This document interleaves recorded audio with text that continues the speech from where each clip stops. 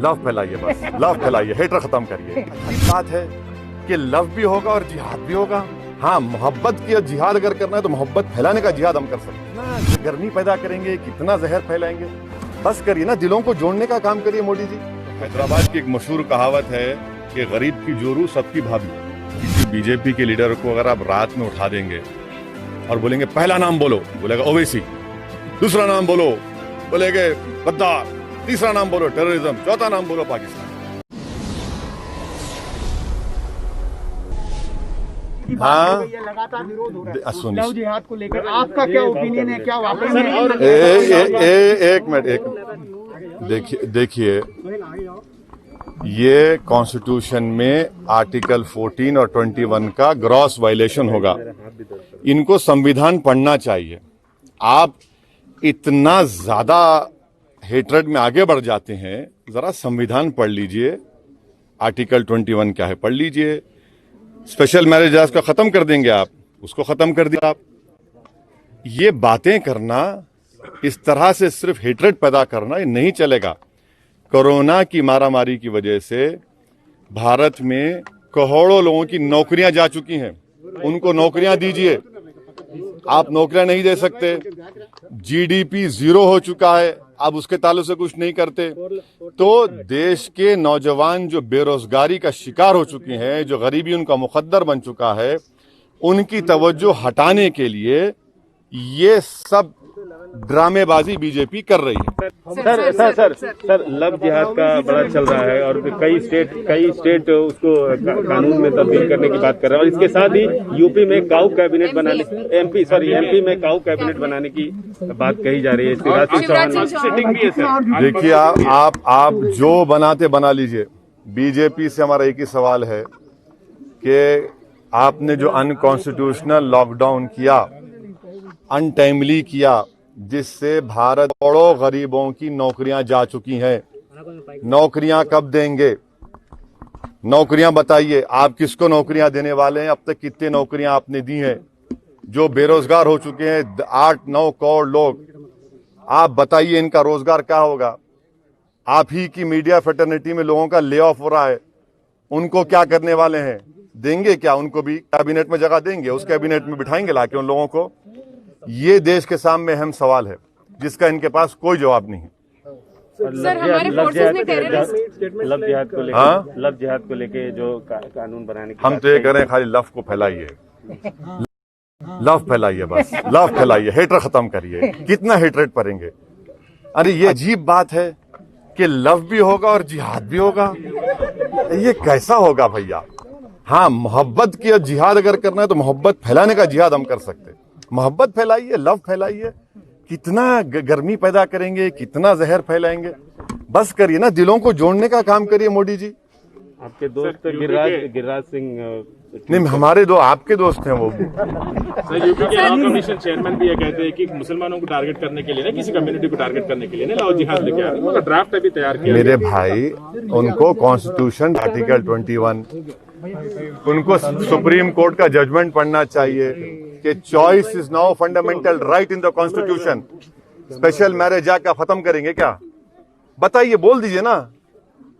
Supreme court का judgement है कि choice is a fundamental right, article 21 is a fundamental right, special marriage act is there. What is this? The country requires jobs, the youth require jobs. Migrant laborers are suffering throughout India. Economy is down. More people have become poor. You have more children who are child labor now. What is this Mr. Modi doing? What is his government doing? This is the question which each and every Indian is asking. But to divert the attention from their basic needs, the government is indulging in this sort of language, simple as। तो हैदराबाद की एक मशहूर कहावत है कि गरीब की जोरू सबकी भाभी। तो वही हाल हो गया है। तो चलता है, कोई बात नहीं, मुकाबला होगा, मुकाबला करेंगे हम। और हमको पूरा उम्मीद है कि इंशाअल्लाह ताला इस मुकाबले में अल्लाह और आवाम हमको कामयाब करेगी।